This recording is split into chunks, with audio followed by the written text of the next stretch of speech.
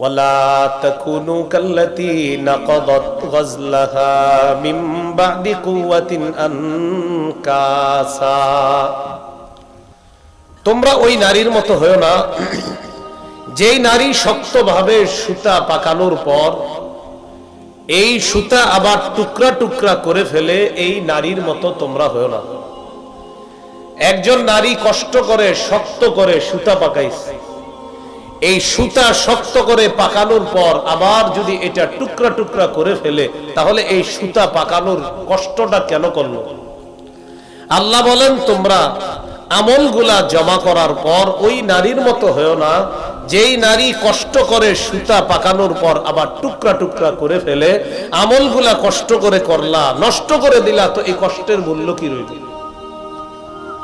এজন্য রমজান পরবর্তী দ্বিতীয় কাজ, আমলগুলো নষ্ট করে না দেওয়া। আমল নষ্ট করি কিভাবে আমরা? অনেকগুলা কারণ, এর মধ্যে 11টা কারণ মনে রাখবো আমল নষ্ট করার। রমজান পরবর্তী 9 কাজ, দ্বিতীয় কাজ হলো আমল নষ্ট না করা। এখন আমরা বলবো আবার আমল নষ্ট হয় কিভাবে? আমল নষ্ট হওয়ার অনেক কারণ, এর মধ্যে 11টি কারণ মনে রাখবো। 1 নাম্বার, আল্লাহর আয়াত অস্বীকার করলে আমল নামা বরবাদ। সূরা আলী ইমরানের 21-22 নম্বর আয়াতে আল্লাহ বলেন, ইন্নাল্লাযীনা ইয়াকফুরুনা বিআয়াতিল্লাহ ওয়া ইয়াকতুলুনান নাবিয়্যিনা বিগাইরি হাক্কিন ওয়া ইয়াকতুলুনাল্লাযীনা ইয়া'মুরুনা বিল কিসতি মিনান নাস ফাবাশশিরহুম বিআযাবিন আলীম। যারা আল্লাহর আয়াতকে অস্বীকার করে, যারা নবীদেরকে অন্যায়ভাবে হত্যা করে, যারা তাদেরকে হত্যা করে, যারা মানুষকে ন্যায়ের আদেশ করে, নবী আপনি তাদেরকে যন্ত্রণাদায়ক শাস্তির সুসংবাদ জানায়া দেন। উলাইকাল্লাযীনা হাবিতাত আমালুহুম ফিদ দুনিয়া ওয়াল আখিরাহ, এরা হলো তারা যাদের দুনিয়া আখিরাতে আমল নামা বরবাদ হয়ে যাবে। ওয়ামা লাহুম মিন নাসিরিন, তাদের কোনো সাহায্যকারী থাকবে না। আয়াত থেকে শিখলাম, কেউ যদি আল্লাহর আয়াতকে অস্বীকার করে তার আমল নামা বরবাদ হয়ে যাবে। আমল নামা নষ্ট হওয়ার 2 নাম্বার কারণ, কেউ যদি পরকালকে অস্বীকার করে তার যত ভালো আমল আছে সব বরবাদ।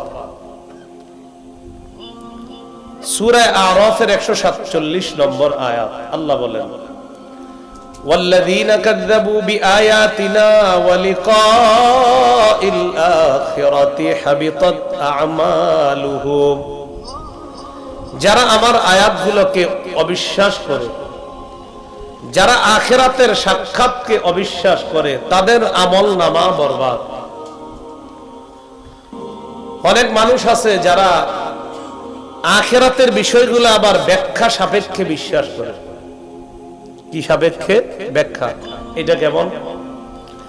তার ব্যাখ্যায় যতটুকু আখিরাতের বিষয় ধরে একটু স্বীকার করে, বাকিটা অস্বীকার করে।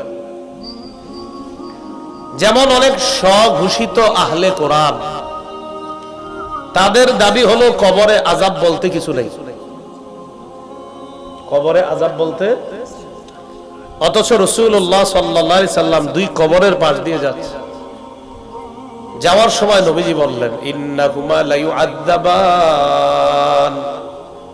নবীজি বললেন এই 2 কবরে আযাব দেওয়া হচ্ছে। ওয়া মা ইউআযাবানি ফি কাবীর, এই 2 কবরে বড় কোনো অপরাধে আযাব দেওয়া হচ্ছে না।